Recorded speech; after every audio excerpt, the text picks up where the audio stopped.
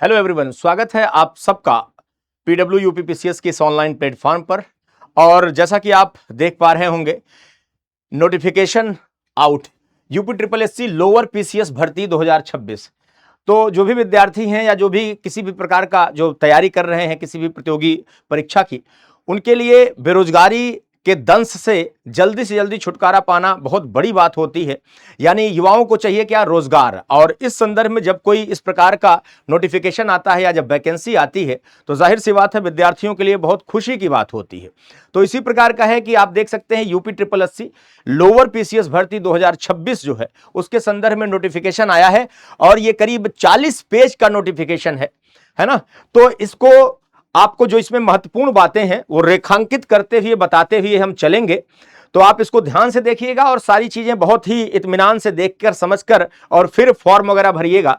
तो इसमें आप जैसा कि देख सकते हैं कि कुल पद जो है वो 2285 जो कुल पद हैं, तो एक काफी बड़ा ये जो है बड़ी संख्या है। इसमें क्वालिफिकेशन क्या चाहिए, एज लिमिट क्या होती है, सिलेबस क्या है, पाठ्यक्रम क्या है, एग्जाम पैटर्न क्या होगा, और इसके साथ साथ जो आप देखिए जो फॉर्म डेट है, जो फॉर्म की जो डेट है, इसके संदर्भ में हम लोग चर्चा करेंगे। तो नोटिफिकेशन को एक एक करके देखिए। तो बहुत बड़ा एक आपके पास जो भी इस सेवा में जाना चाह रहे हैं उनके लिए एक बड़ा अवसर है।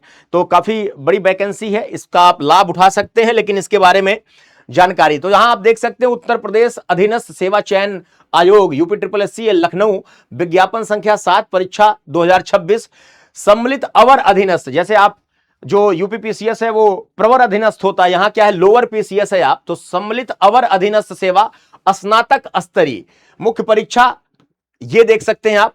और इसमें विज्ञापन के प्रकाशन की जो तिथि है वो 30/3/2026 है।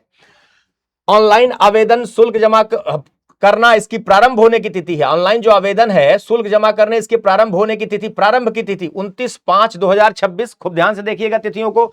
ऑनलाइन आवेदन जो शुल्क जमा आवेदन सबमिट करने की अंतिम तिथि 18/6/2026। और जो भी अगर संशोधन वगैरह की जो अंतिम तिथि है, जैसे आपने फॉर्म फिलअप कर दिया उसके बाद कोई संशोधन वगैरह करना है तो अंतिम जो तिथि है वो 25/6/2026 है। देखिए कोई भी नोटिफिकेशन इस प्रकार से जब आता है और उसको बहुत ही विस्तार से बहुत ध्यान से विद्यार्थी को पढ़ना चाहिए। कई बार कुछ ऐसी चूक हो जाती है जिसमें मान लीजिए फिर संशोधन की गुंजाइश ना हो तो बहुत समस्या उत्पन्न हो जाती है। तो आपके लिए एक अवसर है। अब देखिए इसमें आप देख सकते हैं यहां ये कुल 2285 पदों पर चयन है। तो ये भारत के नागरिकों से ऑनलाइन आवेदन आमंत्रित किए जाते हैं। और अब इसमें एक एक करके हम लोग आगे जो इंपॉर्टेंट बातें हैं पढ़ते रहेंगे, चलते रहेंगे और देखते रहेंगे आप कि उसमें क्या क्या महत्वपूर्ण बातें हैं। तो आइए देखिए, ऑनलाइन आवेदन करने वाले अभ्यर्थियों के लिए सूचना, ये ऑनलाइन आवेदन ही किया जाएगा, ध्यान दीजिएगा। इनके लिए आवश्यक सूचना क्या है, इस विज्ञापन के अंतर्गत आवेदन करने हेतु तो ऑनलाइन आवेदन प्रणाली, ऑनलाइन एप्लीकेशन सिस्टम लागू है। अन्य किसी, ध्यान दीजिएगा, अन्य किसी माध्यम से प्रेषित आवेदन स्वीकार नहीं किया जाएगा, ध्यान दीजिएगा, केवल ऑनलाइन है। अतः अभ्यर्थी आयोग की वेबसाइट कौन, UPSSC.gov.in के माध्यम से ऑनलाइन आवेदन करें। ऑनलाइन आवेदन भरने की जो प्रक्रिया आप देख सकते हैं, ये आयोग की जो वेबसाइट है UPSSC.gov.in, इसके होम पेज पर लाइव एडवर्टाइजमेंट सेगमेंट के अंतर्गत संबंधित विज्ञापन पर आप क्लिक करें। उक्त विज्ञापन को डाउनलोड या व्यू कर सकते हैं। अभ्यर्थी द्वारा आवेदन पत्र भरने के लिए समस्त प्रक्रियाएं एक बार में ही पूर्ण की जा सकती हैं, ठीक है ना। इसको आप देखिएगा, यहां देखिए जैसे है ना कि अभ्यर्थियों को जो भी आवेदन की प्रक्रिया है उसको सावधानी पूर्वक पढ़कर भली भांत समझना बहुत जरूरी है। किसी भी प्रकार का जब फॉर्म आप भरते हैं तो उससे पहले पूरी तरह से पढ़कर ये नोटिफिकेशन और उसमें बारीकियां क्या हैं, कहां गलती हो सकती है, इसलिए बहुत ध्यान से उसको पढ़ने की आवश्यकता होती है। तो आप देखिए इसमें आप देखें बहुत सारी चीजें। अभ्यर्थी को आवेदन की अंतिम तिथि 18/6/2026 तक संबंधित आवश्यक अनिवार्य अर्हता या जो भी है उसके लिए 10 संबंधी प्रमाण पत्र धारित करना अनिवार्य है। आरक्षण जैसे संबंधित जो आयु सीमा में छूट का लाभ चाहने वाले अभ्यर्थी संबंधित आरक्षित श्रेणी के समर्थन में इस विस्तृत विज्ञापन के परिशिष्ट में मुद्रित जो छपा हुआ है तथा वेबसाइट पर उपलब्ध निर्धारित प्रारूप पर सक्षम अधिकारी द्वारा जारी जाति प्रमाण पत्र, आरक्षण संबंधी प्रमाण पत्र जो आवेदन की तिथि तक अथवा विज्ञापन में उल्लिखित आवेदन की अंतिम तिथि तक जारी किया गया हो अवश्य प्राप्त कर लें। जब उनसे अपेक्षा किया जाए तो उक्त प्रमाण पत्र आयोग में प्रस्तुत करना होगा। तो यह बहुत महत्वपूर्ण है, जो आरक्षण संबंधी लाभ लेना चाहते हैं उनके संदर्भ में जानकारी बहुत ही महत्वपूर्ण है कि जो भी विज्ञापन में मुद्रित या छपा हुआ या वेबसाइट पर उपलब्ध जो निर्धारित प्रारूप है और सक्षम अधिकारी द्वारा जारी जाति प्रमाण पत्र को आपको जब जरूरत होगा प्रस्तुत करना होगा।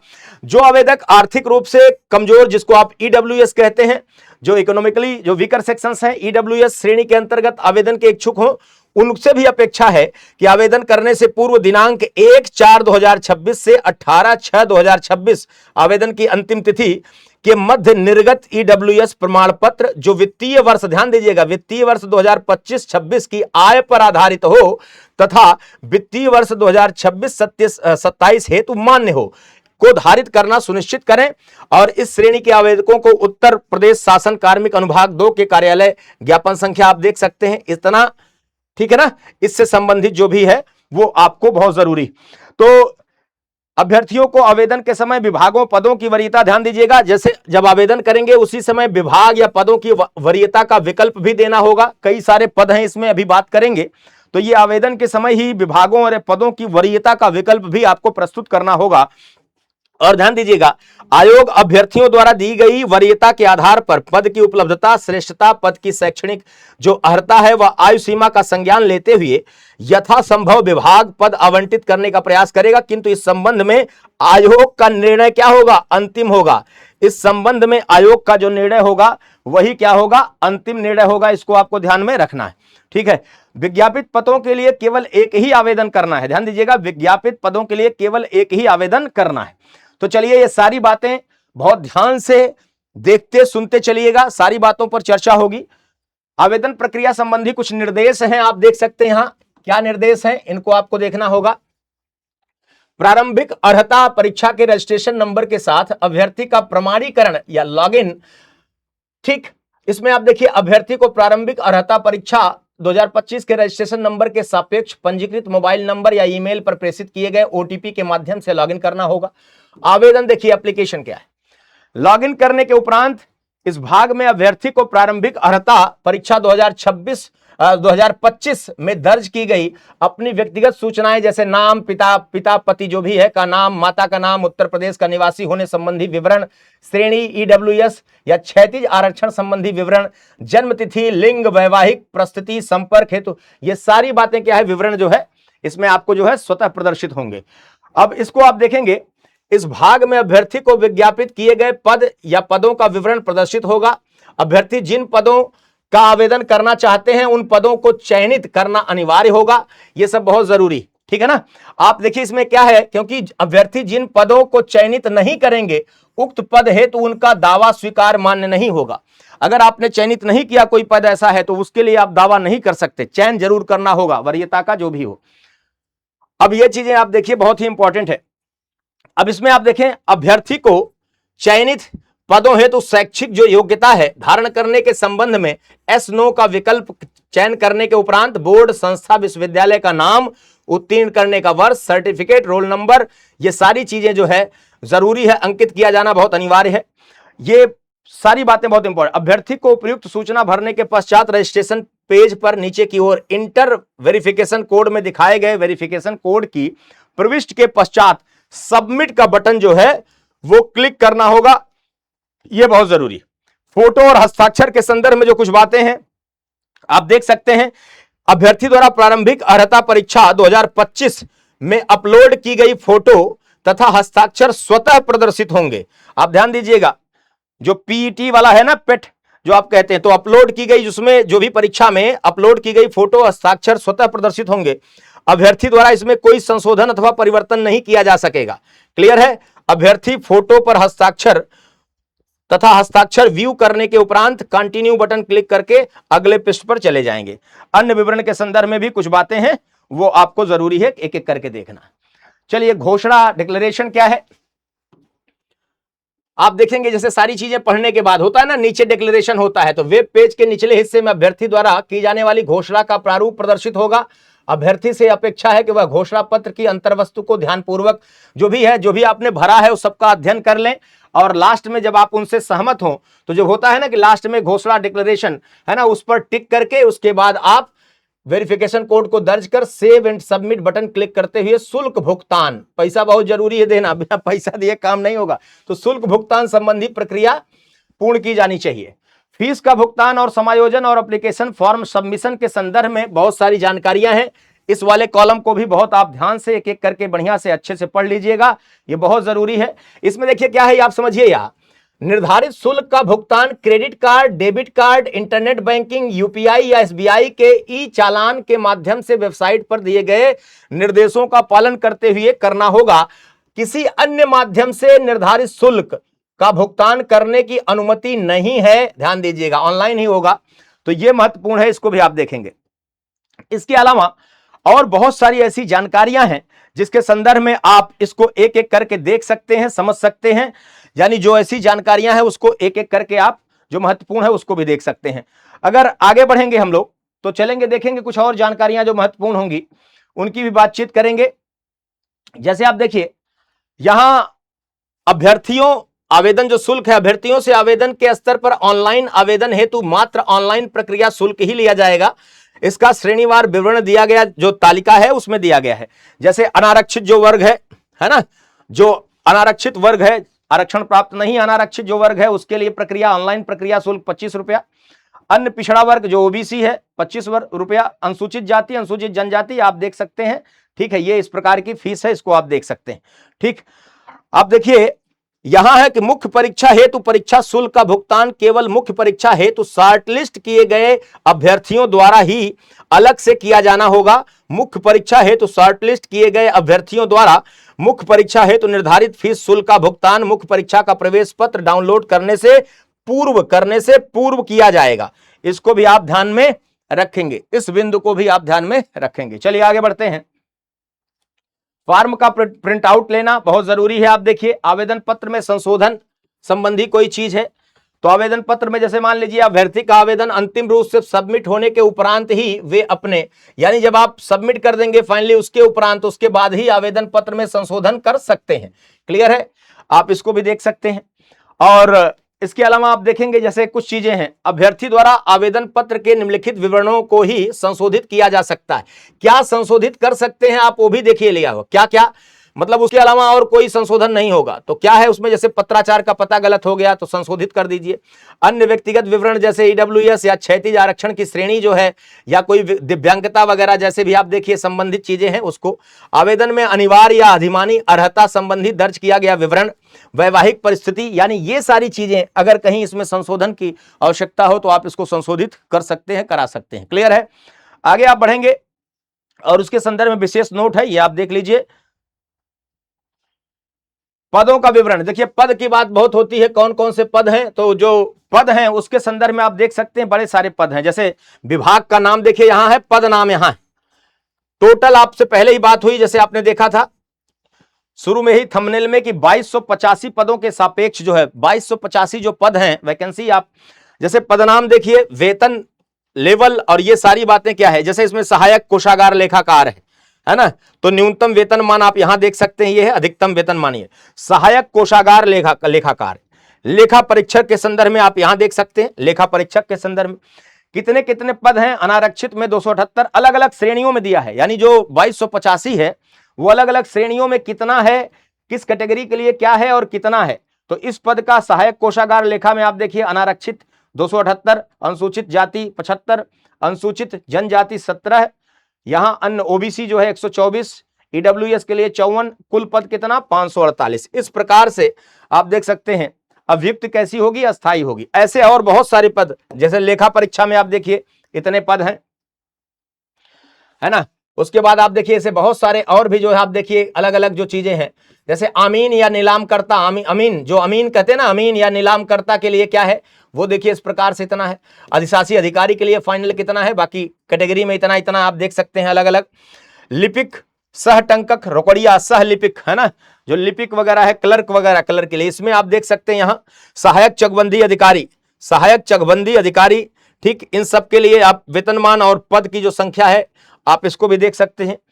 सहायक प्रबंधक गैर तकनीकी, यहां आप देख सकते हैं। तो अलग अलग ये पदों का विवरण, ये टोटल जो आप देख रहे हैं ये सब क्या है, पदों का विवरण, टोटल ये पद का विवरण और कहां क्या है इन संदर्भ में आप इसको देख सकते हैं। तो ये पद वाला हो जाएगा, ठीक है, ये पद का पूरा ये हो जाएगा। अलग अलग पद हैं, अलग अलग पदों से अलग अलग जो सीटें हैं। यहां देखिए कुछ विवरण आप देखिए, जैसे दिव्यांगता की श्रेणी के संदर्भ में या उप श्रेणी के संदर्भ में, जैसे बी है ना ब्लाइंड, एलवी है मतलब लो विजन, कम दृष्टि है, डी मतलब बधिर, बहिर, इसको आप बधिर या बधिर कहते हैं। आप ये देखिए हार्ड ऑफ हियरिंग, श्रवण शक्ति में ह्रास, एच।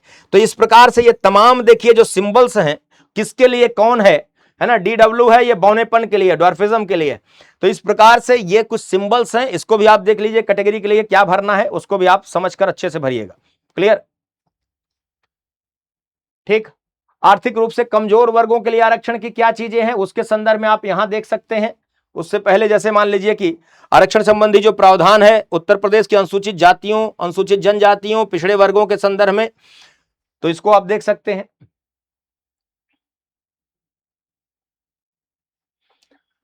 जो अनिवार्य अर्हता है शैक्षणिक, है ना, जो क्वालिफिकेशन कह लीजिए, शैक्षणिक जो क्वालिफिकेशन है अनिवार्य जो है, अब आप देख सकते हैं इसमें, जैसे पदनाम के हिसाब से अलग अलग, पदनाम सहायक कोषागार लेखाकार है तो यहां आप देख सकते हैं उत्तर प्रदेश कोषागार लेखा जो अराजपत्रित सेवा नियमावली, इसके अनुसार क्या होगा, ये आप देखिए भारत में विधि द्वारा स्थापित किसी विश्वविद्यालय से स्नातक उपाधि अथवा सरकार द्वारा उसके समकक्ष कोई मान्यता प्राप्त अर्हता अवश्य होनी चाहिए, क्वालिफिकेशन होनी चाहिए इस पद के लिए। आप देख सकते हैं इसमें जो भी चीजें हैं, है ना। वैसे लेखा परीक्षक के संदर्भ में भी आप देख सकते हैं यही है, भारत में विधि द्वारा स्थापित किसी विश्वविद्यालय से स्नातक की उपाधि। यहां अमीन के संदर्भ में आप देख सकते हैं, यहां आप देखिए स्नातक की उपाधि, संदर्भ पूरा पढ़ते रहेंगे एक एक। अधिशासी अधिकारी के संदर्भ में आप देखिए अनिवार्य जो शैक्षिक अर्हता है वो क्या है उसमें भी आप देखिए, ठीक। ऐसे बहुत सारे पदों के संदर्भ में आप देखिए पदनाम क्या है, कौन सा पद है और उसके लिए क्या चाहिए, यहां स्पष्ट तौर पर आपको यह देखने के को मिल जाएगा। सहायक चकबंदी अधिकारी के संदर्भ में आप देखिए क्या क्या चीजें हैं, यहां भी आप देख सकते हैं विभिन्न जो है, इसके लिए भी स्नातक की उपाधि होनी आवश्यक है, ठीक। साथ साथ आप देखिए कुछ इसमें जो और अभ्यर्थी जिसके पास भारत में विधि द्वारा स्थापित किसी विश्वविद्यालय की विधि स्नातक की उपाधि हो या प्रादेशिक सेना में 2 वर्ष की न्यूनतम अवधि तक सेवा की हो, राष्ट्रीय कैडेट कोर भी प्रमाण पत्र प्राप्त किया हो, कुछ और चीजें हैं उसको आप देख सकते हैं। ऐसे ही अलग अलग पदों के लिए अलग अलग जो अर्हताएं हैं वो आप देख सकते हैं, ठीक है। सहायक कोषागार लेखाकार के लिए क्या क्या जरूरत है इसको थोड़ा सा आप देखिए। अब यहां थोड़ा सा आप यहां देखिए आयु, मतलब नेक्स्ट जो हम देखेंगे वो है आयु, एज क्या है, एज क्या है उसके संदर्भ में। अब जैसे सहायक कोषागार लेखाकार है, देखिए जैसे सब देख रहे हैं ना, अभी क्वालिफिकेशन यहां आयु, तो सहायक कोषागार लेखाकार के संदर्भ में आप देख सकते हैं कि यहां आयु जो है 1 जुलाई को 21 वर्ष की आयु प्राप्त कर ली हो और 40 वर्ष से अधिक की आयु प्राप्त न की हो, है ना, यह भी ध्यान दीजिएगा। अब इसमें भी आपको समझना हो, जैसे जो बाकी ये सामान्य कैटेगरी है, इसके अलावा जो अनुसूचित जाति, अनुसूचित जनजाति और ओबीसी जो वर्गों के संदर्भ में जो भी सरकार द्वारा समय समय पर अधिसूचित की जाए, है ना, उच्चतर आयु सीमा उतने वर्ष अधिक होगी जितनी विनिर्दिष्ट की जाए। तो जितनी छूट बाकी सरकार द्वारा दी गई, ये 21 से 40 जो आप देख रहे हैं जनरल है, बाकी जितना सरकार के द्वारा छूट दी जाए वो संबंधित चीजों के संदर्भ में। ऐसे ही आप देखिए अमीन के लिए क्या है, ये भी 21 से 40 के संदर्भ में आप देखिए यही आयु है।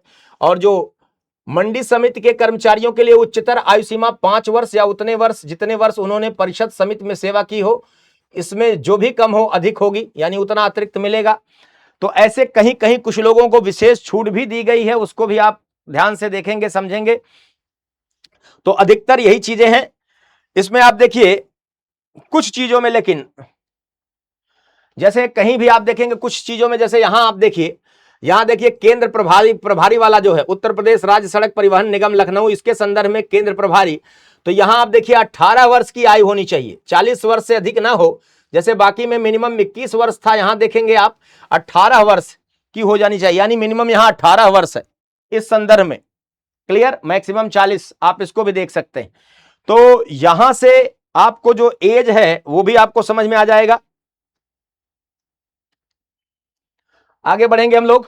ऐसे ही देखिए अब यहां सम्मिलित अवर अधीनस्थ सेवा स्नातक, ये इसकी जो है इसका पाठ्यक्रम, परीक्षा योजना और पाठ्यक्रम क्या है इसके संदर्भ में आप देखिए, थोड़ा सा जरूरी है, क्योंकि पढ़ने के दौरान अगर अलग अलग सेवा में आपको अलग अलग प्रकार के जो सिलेबस है, पाठ्यक्रम है, वो मिलते हैं, है ना। तो बहुत ध्यान से देखिए कि पाठ्यक्रम क्या है, सिलेबस क्या है। तो सिलेबस में आप यहां देखिए कि लिखित परीक्षा में एक, ध्यान दीजिएगा, लिखित परीक्षा में एक प्रश्न पत्र होगा जिसमें कुल 100 प्रश्न होंगे। कितने? 100 प्रश्न होंगे।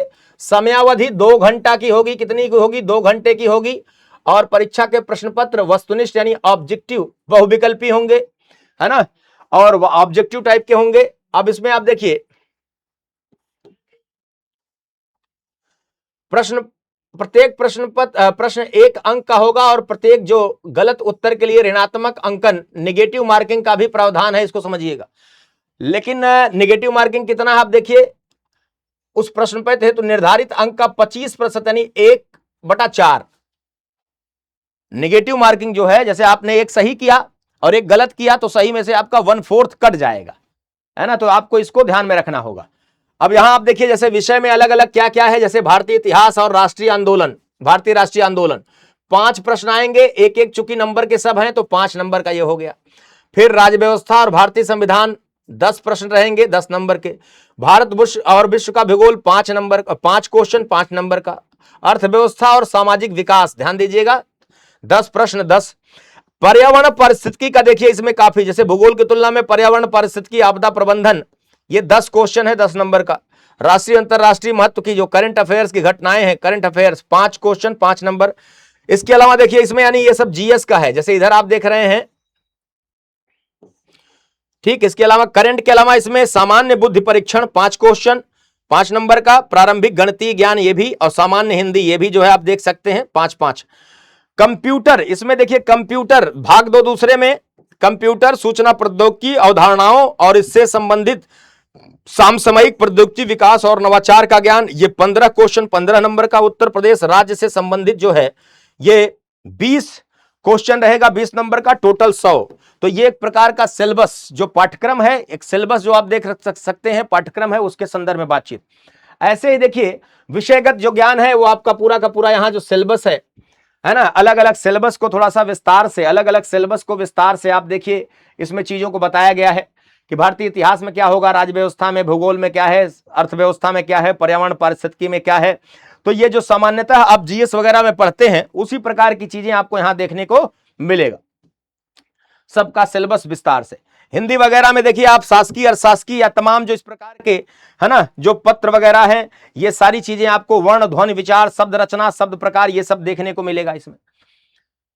तो ऐसे आप देख सकते हैं कि हाँ, उत्तर प्रदेश के संदर्भ में भी आपको सामान्य जानकारी इसमें चाहिए। कंप्यूटर वाला ध्यान से देख लीजिएगा, हार्डवेयर, सॉफ्टवेयर, इनपुट, आउटपुट, तमाम जो शब्दावलियां आप देखिए इस प्रकार से कंप्यूटर से संबंधित ज्ञान है वो बहुत जरूरी है, वर्तमान में आप समझ सकते हैं। तो ऐसा ये आप देख सकते हैं, यही चीजें आपकी यहां अंग्रेजी में भी हैं, यही, ठीक है। अब आगे बढ़िए, आप देखिए कुछ चीजें हैं, जैसे अभ्यर्थियों के लिए जो महत्वपूर्ण अनुदेश है, उत्तर प्रदेश की आरक्षित श्रेणी के सभी अभ्यर्थी आवेदन में अपनी श्रेणी अवश्य अंकित करें। एक से अधिक आरक्षित श्रेणी का दावा करने वाले अभ्यर्थियों को केवल एक छूट जो अधिक लाभकारी होगी वही अनुमन्य होगी, वही दी जाएगी। अभ्यर्थी जो उत्तर प्रदेश राज्य के मूल निवासी नहीं है उन्हें आरक्षण का लाभ नहीं दिया जाएगा, ध्यान दीजिएगा। ऐसे सारे अभ्यर्थी जो उत्तर प्रदेश के नहीं हैं उन्हें अनारक्षित वर्ग के का विद्यार्थी माना जाएगा। तो जैसे जो सैन्य वियोजित भूतपूर्व सैनिक वगैरह हैं, जो उनके संदर्भ में आप देख लीजिए कि यहां उनके संदर्भ में कुछ बातें हैं जो बहुत महत्वपूर्ण हैं। तो ऐसे ही तमाम जो ये सारी चीजें महत्वपूर्ण अनुदेश हैं, इन अनुदेशों को भी ध्यान से पढ़ लीजिएगा, जरूरी है ना। ये तमाम अनुदेश जो हैं उसको आप जरूर पढ़ लीजिएगा। कुछ चीजें जैसे मान लीजिए ईडब्ल्यूएस के संदर्भ में है, ठीक, उनके संदर्भ में जो भी ऐसे लोग हैं, वेतन, कृषि, व्यापार, व्यवसाय आदि का जो विवरण जो है वो भी देना पड़ेगा, ध्यान दीजिएगा। हाई स्कूल अथवा समकक्ष उत्तीर्ण परीक्षा के प्रमाण पत्र में अंकित जन्मतिथि ही मान्य होगी, ये भी ध्यान दीजिएगा। इसके अलावा जन्मतिथि की कोई और प्रमाण पत्र के अतिरिक्त यानी इसके अलावा कोई और मान्य नहीं होगा। ये सारी बातें आपको ध्यान में रखना होगा, ठीक है। अब जैसे कुछ संलग्नक वगैरह आ गए हैं, जैसे मान लीजिए जो आपको इसमें तमाम जैसे प्रेषक अलग अलग संदर्भ में है, किसको आप भेज रहे हैं, तमाम संलग्नक हैं, इन संलग्नकों को भी देख लीजिएगा, ठीक। चलिए, जैसे ये विषय क्या है इसमें, भारत में विधि द्वारा स्थापित विश्वविद्यालय के स्नातक की उपाधि के समक्ष अर्हता के संबंध में है। ऐसे अलग अलग चीजें आप देख सकते हैं। ये उत्तर प्रदेश अनुसूचित जाति अनुसूचित जनजाति के लिए जाति प्रमाण पत्र के संदर्भ में आप देखिए संलग्नक है, प्रारूप है, प्रारूप कैसा होगा इसको आप देख सकते हैं। उत्तर प्रदेश के जो ओबीसी वर्ग के लिए जाति प्रमाण पत्र है, इसका प्रारूप क्या है, ये सारी बातें, हस्ताक्षर, पूरा नाम, पदनाम, तमाम ये सारी चीजें इसको आप देख सकते हैं, याद रखिएगा, ठीक।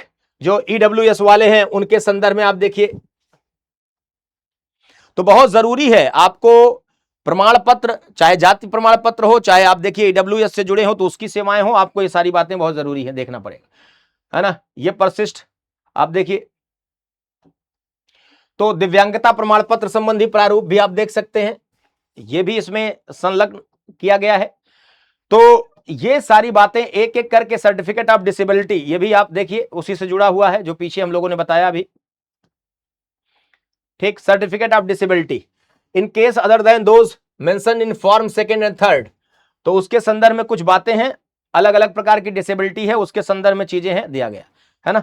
तो इस प्रकार से आप देख सकते हैं, ये चीजें बहुत ही ध्यान से आप पढ़िएगा, पढ़कर समझिएगा और उसके बाद फिर फॉर्म भरने का प्रयास करिएगा, और बहुत अच्छा अवसर है, इसका लाभ उठाइए। चलिए फिर मुलाकात होगी किसी नेक्स्ट सेशन में। Thank you.